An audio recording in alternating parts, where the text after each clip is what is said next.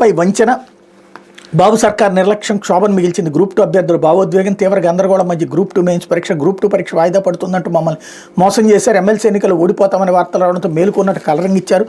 అభ్యర్థుల సమస్యలను పరిష్కరిస్తామని మంత్రి లోకేష్ సీఎం చంద్రబాబు ప్రకటన చేశారు. రాజకీయ లబ్ధి కోసం సీఎం చంద్రబాబు మంత్రి లోకేష్ డబుల్ గేమ్ ఆడారు.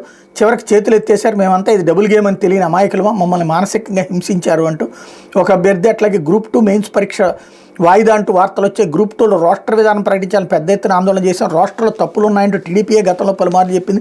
ఇప్పుడు వారే అధికారంలో ఉన్నారు, కానీ విద్యార్థులు భావోద్వేగాలతో ఆడుకుంటూ వచ్చారు. పరీక్ష వాయిదా పడుతుందంటూ మమ్మల్ని డైవర్ట్ చేసి నాశనం చేశారు. నిరుద్యోగులు వంచిస్తే ఫలితం ఎలా ఉంటుందో ప్రభుత్వానికి త్వరలోనే తెలిసి వస్తుంది అన్నటువంటిది హైలైట్ చేశారు. మరియు బాబు మోసాలు గ్రూప్స్ పరీక్షల రుజువు అంటూ చంద్రబాబు పైన నిప్పులు జరిగిన వైఎస్ జగన్ విద్యార్థులు లాఠీలతో కొట్టించడం అమానుషం, గందరగోళం, అస్పష్టత మధ్య పరీక్ష నిర్వహించడం దారుణం. 3 వారాలుగా న్యాయం చేస్తానని నట్టేట ముంచారు. అధికారం చేపట్టినప్పటి నుంచి ఉద్యోగులు నిరుద్యోగులు అన్ని వర్గాలు మోసం చేస్తూనే ఉన్నారంటూ పేపర్ 1 సులభం, పేపర్ 2 కొంచెం కఠినం అంటూ పూర్తి వార్తనిచ్చారు. ఇకపోతే సొరంగంలో ఆశలు గల్లంతు.